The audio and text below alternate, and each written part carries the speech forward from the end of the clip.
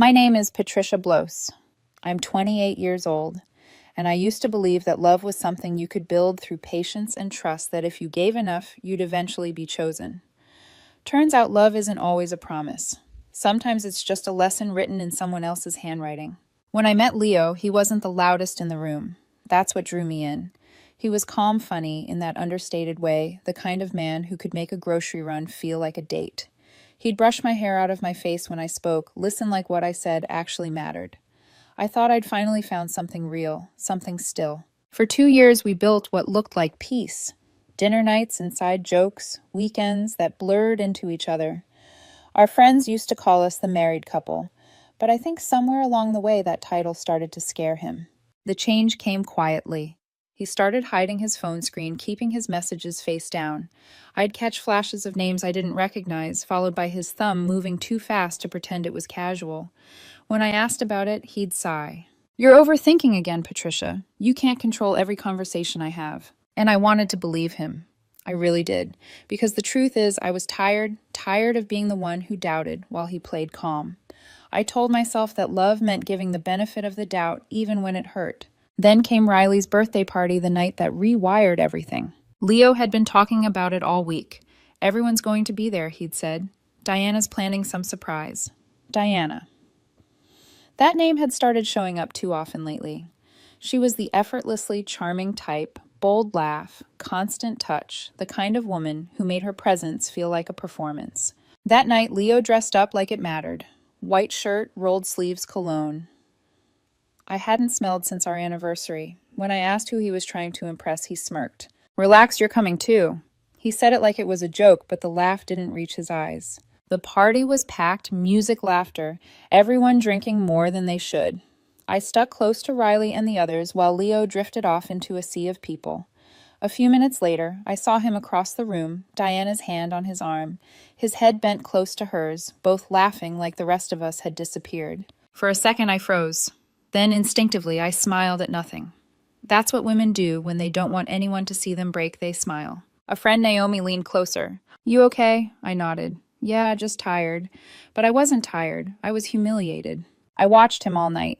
Every small touch, every whisper between them.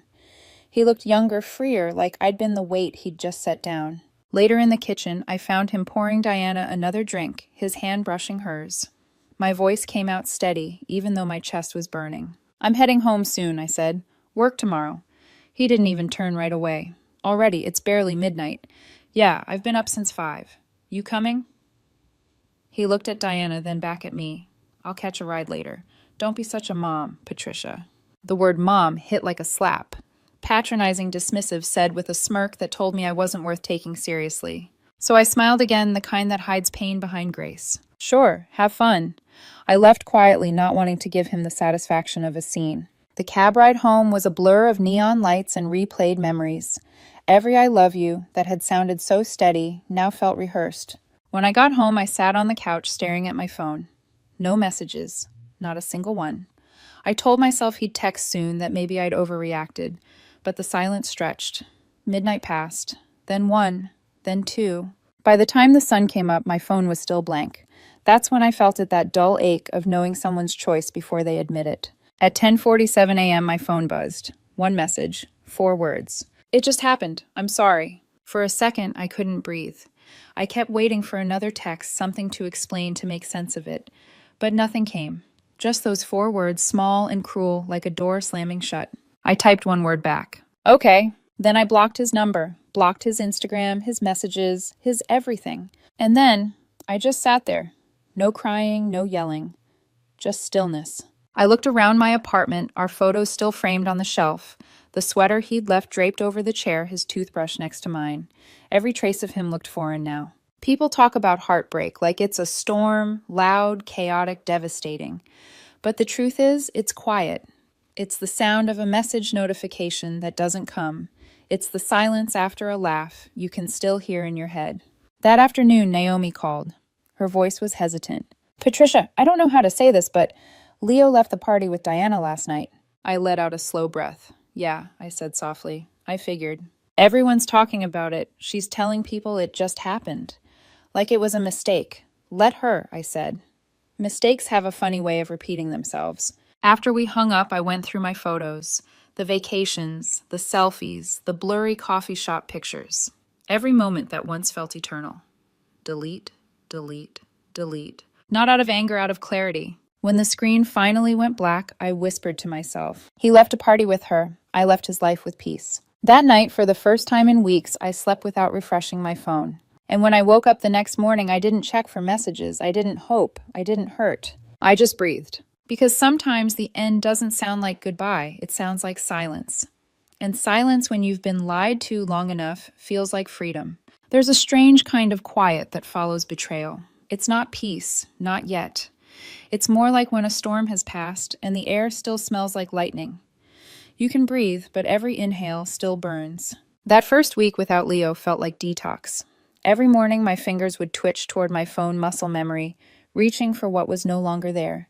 His messages gone, his name erased. But my body hadn't caught up yet. It still expected him. Deleting him from my phone was easy. Deleting him from my thoughts was war. I spent hours cleaning my apartment as if scrubbing the surfaces could erase his voice from the walls. His cologne still lingered in the hallway, the ghost of something I used to find comforting. Now it just made me nauseous. When I threw away the toothbrush he left behind, I stared at it for a full minute before dropping it in the trash.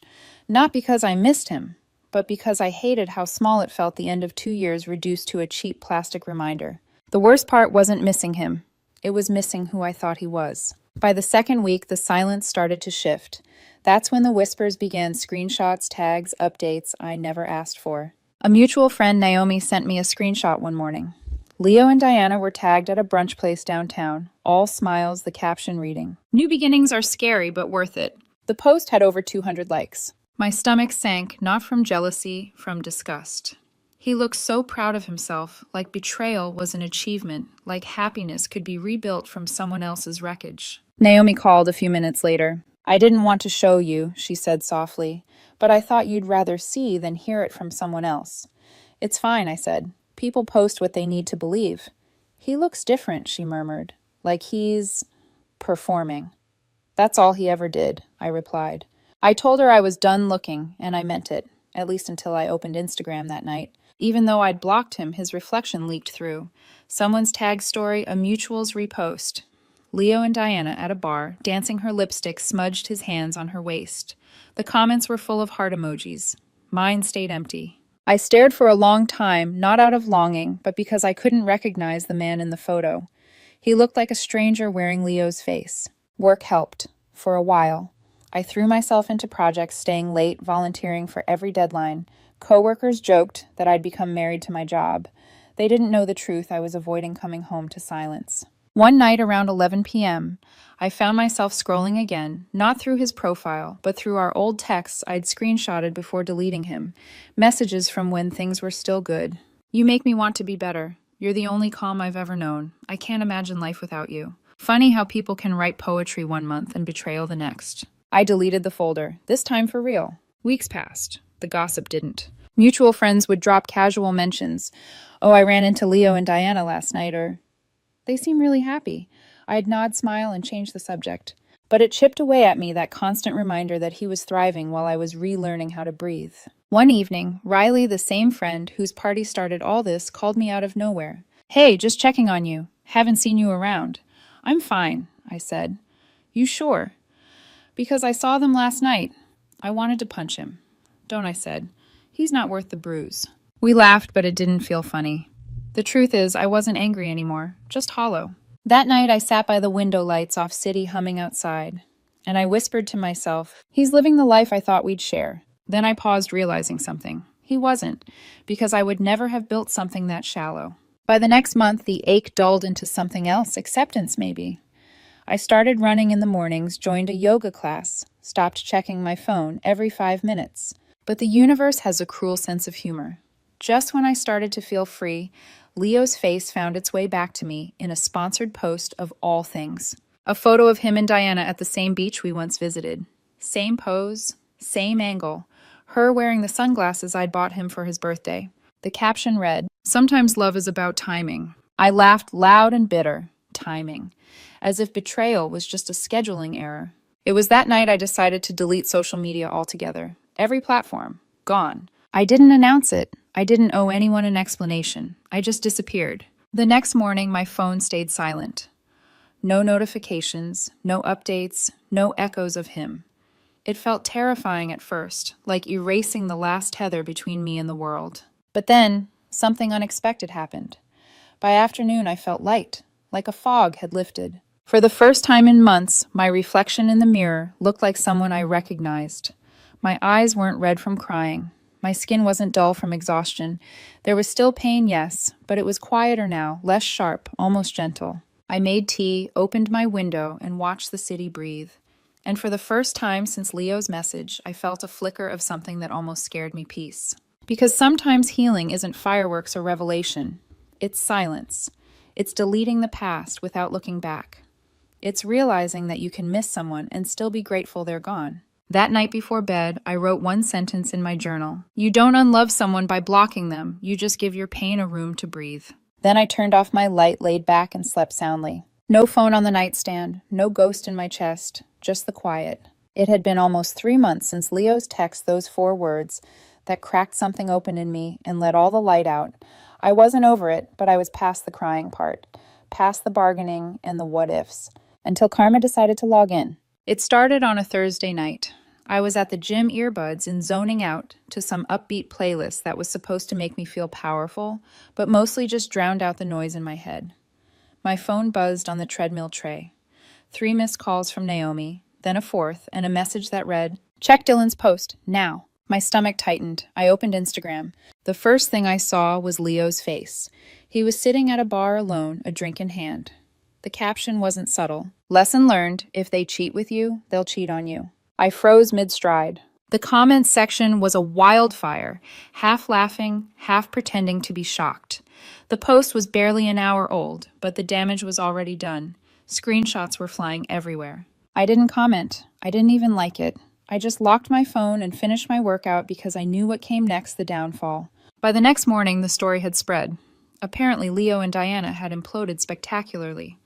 Something about him flirting with a woman from his gym DMs discovered a shouting match in the parking lot. Someone filmed it. Naomi sent me the video even though I told her not to. I watched it once. Diana was standing in front of Leo's building, mascara streaked down her face, screaming, "You said I was different," while he laughed and filmed her with his phone. The video made me sick, not because of her humiliation, but because I recognized that tone, that wild disbelief. I'd once been the woman begging him to look me in the eye. I didn't feel happy watching it, not even vindicated, just done. I deleted the video immediately, then went for a walk. The air felt heavy, like the city itself was holding its breath. Karma doesn't always come roaring. Sometimes it arrives quietly wrapped in irony. I found myself whispering under my breath, "You didn't have to destroy him, Patricia. He did that all by himself." Over the next few days, Leo's online life collapsed like a poorly built stage set. All the couple photos disappeared. His account went private. His posts about new beginnings were gone. Mutual friends started sending me updates without asking if I wanted them. He's been telling people she was too emotional. They say he's been staying with his cousin now. Diana's deleted everything. It's like they never existed. Each message was laced with quiet satisfaction, like everyone had been waiting for the curtain to fall. But I didn't reply, because the truth was I didn't care anymore. A few days later, I ran into Riley at a cafe. The same Riley whose birthday party had started all of this. He looked uneasy when he spotted me. "Hey," he said, rubbing the back of his neck. "You've heard about all that?" "Yeah," I said, stirring my coffee. "Hard to miss. You're not going to lie, you're handling this way better than most people would." "Maybe that's the point," I said. "I'm not most people." He laughed nervously. "Diana's a mess. Everyone's avoiding Leo now. Guess they finally saw what you meant." I looked out the window. I didn't need them to. I just needed to stop proving it. That night, I scrolled through my phone one last time. Not to check on him, but to remind myself how far I'd come. I found an old note I'd written months before when everything still hurt. He'll regret it someday.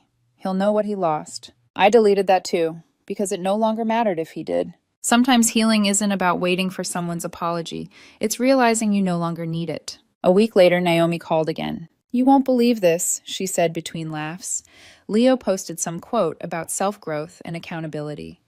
Everyone's dragging him in the comments. "What's the quote?" I asked. Something like, "People change when they lose what they took for granted." I smiled. Maybe he's learning. Do you believe that she asked? No, I said. But I believe karma keeps good notes. That night, I dreamed of the beach we once went to. Except this time I was standing there alone, watching the tide erase every footprint he'd ever left beside mine. When I woke up, I didn't cry. I didn't check my phone. I just stretched, made coffee, and smiled. Because the thing about karma is, it doesn't ask for your permission. It just shows up right on time. And for the first time since he left, I realized I didn't want revenge. I wanted distance. Months later, I ran into one of Leo's old friends at the grocery store. He looked uncomfortable when he saw me shifting his cart awkwardly. Patricia, hey, I heard about everything that happened with Leo and Diana. Yeah, I just wanted to say, you dodged a bullet. Everyone sees it now. Took them long enough, I said with a small laugh. He smiled, then added quietly, he's been different, not in a good way. Drinks too much, blames everyone else. He keeps saying you're the one person who never fought dirty. That stopped me. Not because I cared, but because it was true. I never fought dirty. I never had to. Silence was the sharpest weapon I ever used. I nodded, thanked him, and walked away. In the parking lot, I looked up at the sky, exhaled, and whispered, karma posts first, but peace always gets the final word. By the time Leo's apology found its way to me, I'd already stopped waiting for one. It started subtly a message request from a name I didn't recognize, Caleb H. No profile photo, no posts, just a single message. I know you probably hate me, but please hear me out. I didn't need to. The rhythm of those words, the guilt folded inside them, it was Leo's voice hiding behind someone else's name. I blocked it. Within a day, another account appeared. Then another. Each one more desperate than the last. The tone shifted with each attempt: regret, self-pity, guilt, anger. One message read, I'm sorry, Patricia, I was stupid. You didn't deserve any of that. The next one said, you think you're perfect, you're not. You just gave up too fast. I stared at that one for a long moment before blocking it too. Because in that sentence, he told me everything I'd ever needed to know, that he still thought love was something to win, not something to nurture. It didn't take long for our mutual friends to get pulled into his orbit. Naomi called first, her voice soft, hesitant. He's been reaching out, she said, to a lot of people, asking about you. What does he want? Closure, I think. Or forgiveness. Maybe both. He already got closure, I said. It came with a period and a block button. She was quiet for a second before whispering, you sound stronger now. No, I said, just tired of performing weakness. The following week, Riley texted me, hey, just a heads up. Leo's going to be at the get-together next weekend. I didn't invite him. Naomi did. You okay with that? I hesitated, staring at the message. I was okay, but okay didn't mean comfortable. I'll come, I replied. I don't hide anymore. Still, the thought of seeing him again after months of silence sent a low hum of anxiety through my chest. Not because I wanted him back, because I didn't, and that somehow felt heavier. The night of the gathering, I took my time getting ready, not to impress anyone, just to remind myself that I still could. A soft cream blouse, minimal makeup, the faintest trace of perfume I used to love, but had stopped wearing because it reminded me of him. When I arrived, the air was warm, the sound of laughter spilling through the open patio doors. I could hear his voice before I saw him, that familiar cadence that used to make me feel seen. He was by the grill, beer in hand, laughing at something Riley said. But when our eyes met, the sound died. For a moment, it was like no one else existed. He looked smaller somehow, not physically, but in presence. The confidence that used to draw every gaze had dulled into something brittle. He opened his mouth as if to speak, but I turned away first. Because not every silence is weakness, some are survival. Halfway through the night, Naomi nudged me. He keeps looking over, she whispered. Let him, I said. It's the least he's earned. Later, as I stood near the kitchen refilling my drink, I heard his voice behind me. Patricia. Just my name. No apology yet, no excuses. Just the sound of him testing if he still had permission to say it. I turned slowly. Hi. He looked unsure, like the ground beneath him wasn't solid anymore. You look good, he said. So do you, I replied, because lying was easier than reopening anything real. He shifted, rubbed the back of his neck. I've tried reaching out. I wanted to explain you already did, I interrupted softly, with 4 words. He blinked, realizing. It just happened. I made mistakes, he said quickly. I know that. But everything that happened after, I didn't think it would destroy everything. You didn't think I corrected. That was the problem. He swallowed, eyes flicking away. I miss what we had. You miss who I was when I still believed you, I said. That version of me doesn't exist anymore. Silence stretched between us, not awkward, just honest. He sighed, voice breaking slightly. You really won't even talk to me. Everyone's turned against me. I've lost everything. That's not my fault, I said quietly. You burned the bridge. I just stopped standing on it. He opened his mouth again, but I shook my head. Don't apologize because you're lonely, Leo. Apologize when you understand. And then I walked away. Naomi found me outside later, sitting alone under the porch light. You okay? She asked. Yeah, I said. For the first time, I actually am. I looked back through the window, Leo still standing there, staring at the floor. And for the first time, I didn't feel pity. Just distance, the healthy kind. That night after I got home, there was one new message request waiting for me. No profile picture, no name, just a single sentence. I don't expect forgiveness. I just hope you're happy. I didn't reply. Because I was. Not in the loud, cinematic way people post about, but in the quiet way you only recognize after surviving chaos. I closed the message, put my phone face down, and turned off the light. As I lay there, I realized something simple, something final. Silence isn't about punishing someone. It's about reclaiming yourself. And in that silence, I slept without dreams. By the time I saw Leo again, it wasn't heartbreak I felt. It was distance, the kind you can't measure in miles, only in growth. Months had passed since that night at Riley's house. The messages had stopped. The fake accounts had gone quiet. Even the whispers from friends had faded into silence. Life had rearranged itself around the absence of him. I'd started painting again. I went on hikes, joined a book club, even said yes to spontaneous plans, things I'd forgotten how to do when my world revolved around someone else's moods. Peace had become my new routine. And then one ordinary Saturday, the universe decided to test it. Riley's text came in that morning. Barbecue at mine tonight. Chill small crowd. You should come. I almost said no. I'd grown comfortable avoiding these gatherings, too many shared faces, too many ghosts. But something in me whispered, you're not running anymore. So I said yes. When I arrived, the evening was warm, the scent of grilled food hanging in the air, laughter spilling across the backyard. I greeted everyone, hugged, Naomi grabbed a drink, and that's when I saw him. Leo, standing near the fence, half in shadow, half pretending to be fine. He looked thinner. His hair was longer, his posture smaller, but the biggest difference was in his eyes. They weren't defiant anymore. They were tired. For a moment, our gazes met, brief, unintentional. I gave a polite nod and turned away. I wasn't cold, I was calm. There's a difference. The night moved on. Conversations flowed around me, light and easy. Every once in a while, I'd catch Leo watching, not in longing, but in guilt. Naomi leaned close and whispered, He's been quiet all night. I think he came just to see you. Then he'll leave disappointed, I said with a small smile. By the time people started leaving, the sky had turned deep blue. The crowd thinned until only a few of us were left, Riley, Naomi, and Leo, lingering like a shadow that refused to fade. I excused myself to grab my jacket from inside. As I stepped back out, I heard his voice. Patricia. That same tone again. Hesitant, uncertain, human. I turned slowly, meeting his gaze under the dim porch light. Hi, I said simply. He stepped closer, hands shoved into his pockets. Can we talk just for a minute? Sure, I said. 1 minute. He took a deep breath. I don't even know where to start, he said. Everything's been falling apart. Diana's gone. My job? I messed that up too. And everywhere I go, people look at me differently. I stayed silent, waiting. I've had time to think, he continued. About us. About how good it was, how much I ruined. I could hear the regret in his voice, but it wasn't enough to soften me. Because regret, after destruction, isn't love. It's memory. Trying to rewrite history. I was stupid, he said. I thought you'd always be there. I thought I could come back whenever I wanted, and you'd still. Forgive you, I interrupted gently. You thought wrong.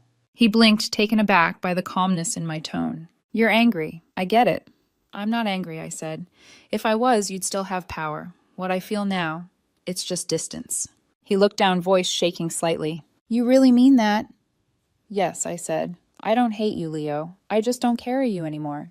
He nodded slowly, his eyes glossy under the light. I wanted to say I'm sorry, he whispered. I know I said softly. But some apologies come after the part where they matter. He exhaled shakily as if the weight of the conversation pressed on his ribs. You were the best thing that ever happened to me, he said. And I didn't realize it until too late. For a moment, I almost pitied him, but pity is not love, and forgiveness is not a reunion. You didn't lose me because you made a mistake, I said.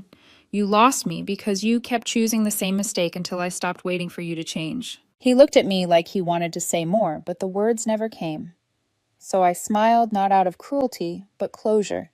Take care of yourself, I said quietly. Then I walked away. As I stepped out into the street, the night felt strangely still. No music, no voices, just the hum of crickets and the echo of my own footsteps. I didn't look back. Because closure doesn't always come from understanding someone else. Sometimes it's just knowing when to stop explaining yourself. When I reached my car, I took one last breath of that heavy summer air, the kind that smells like endings. And I whispered to the quiet. He left a party saying it just happened. And when I finally stopped waiting to understand him, peace just happened. I smiled then, not the polite one I used to wear to hide pain, a real one, soft and certain. Because for the first time in years, my story didn't revolve around him. It revolved around me. It's been nearly a year since Leo's name stopped echoing in my life. And sometimes when people ask if I've moved on, I don't know how to answer. Because moving on sounds like forgetting, and I didn't forget. I just stopped bleeding. My days look different now. Mornings begin with sunlight instead of anxiety. I make coffee without checking my phone first. The quiet that used to terrify me now feels sacred. I paint again messy, imperfect pieces that no one will ever see. It's not about art. It's about reclaiming color in a life that used to be grayscale. Sometimes Naomi visits, brings pastries and updates about our old circle. I always listen with a smile, but inside those stories feel like they belong to another lifetime. Last week she mentioned casually, Leo moved out of the city. I just nodded. No sting, no curiosity, just nothing. And that nothing felt like peace. One evening, I walked to the same beach Leo and I used to visit, the one that had been off limits in my mind for so long. The waves sounded the same, but everything else had changed. I sat in the sand until sunset, letting the wind sting my cheeks. And for the first time, I didn't replay the past. I didn't imagine him next to me. I didn't search for meaning in the water. I just existed. Healing doesn't announce itself with trumpets.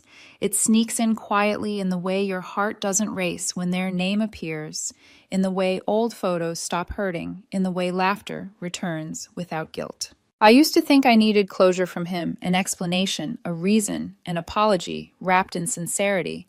But now I understand closure was never something he could give. It was something I had to grow into. And I did. Sometimes I wonder what I'd say if I saw him again. Would I be polite? Cold and different. The truth is, I don't think I'd say anything.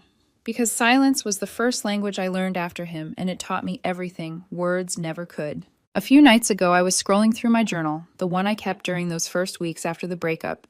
One entry stopped me cold. It said, "If I ever heal, I hope I still remember what it felt like to hurt. So I never take peace for granted." I smiled reading it, because I do remember, and that's why peace feels like a miracle. So no, I haven't moved on. I've moved forward slowly, deliberately, quietly.